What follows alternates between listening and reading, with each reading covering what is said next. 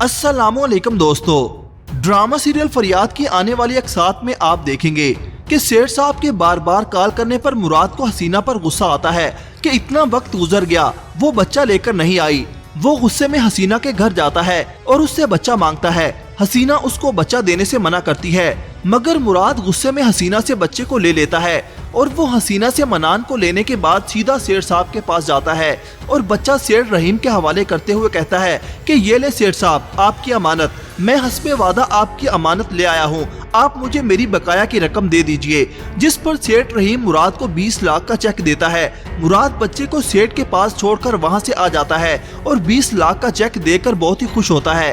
रास्ते में उसका सामना तैमूर से होता है जो उसकी सच्चाई जान चुका है। वो उससे अपने पैसे मांगता है, मगर मुराद उससे एक मर्तबा फिर झूठ बोलता है, जिस पर तैमूर अपने साथ लाए गुंडू से मुराद की खूब पिटाई करवाता है, जिससे मुराद काफी जख्मी हो जाता है। उधर हसीना जब मुराद के घर वापस जाती है तो हसीना को खाली हाथ देकर महानूर परेशान हो जाती है कि मनान कहाँ है।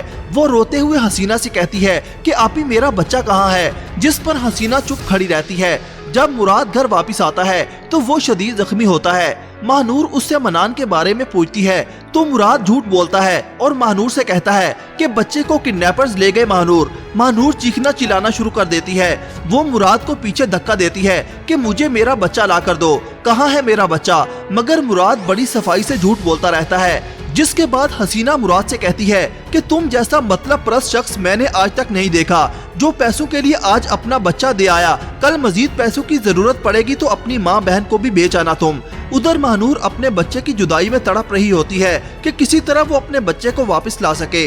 हसीना की सोई ममता भी मनान के लिए जाग जाती है। उससे महानूर की हालत बर्दाश्त नहीं होती। वो महानूर के पास जाकर मुराद की हकीकत बता देती है और उससे कहती है कि मुराद झूठ बोल रहा था, मनान को किडनैपर्स नहीं लेकर गए, वो मुराद ही है जिसने मनान को सेठ रहीम को 50 लाख में बेच दिया।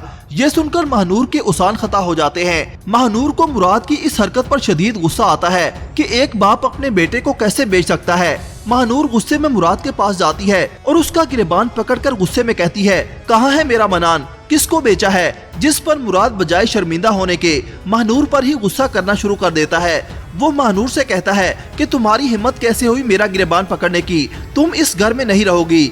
हसीना मुराद को रोकती है, मगर मुराद हसीना की कोई बात नहीं सुनता और वो महानूर को खींचते हुए घर से बाहर निकाल देता है।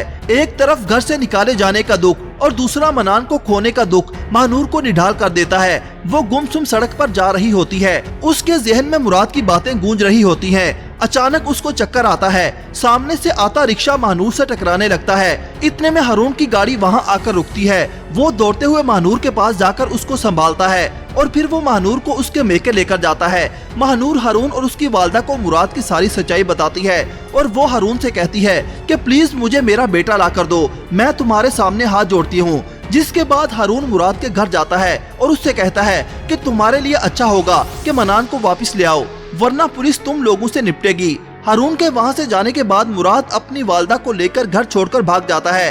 हारून पुलिस को लेकर मुराद के घर पहुंचता है तो वहां पर ताला लगा होता है। क्या पुलिस मुराद को ढूंढ पाएगी? अपनी राय का इजहार कमेंट सेक्शन में जरूर कीजिएगा। अल्लाह हाफिज।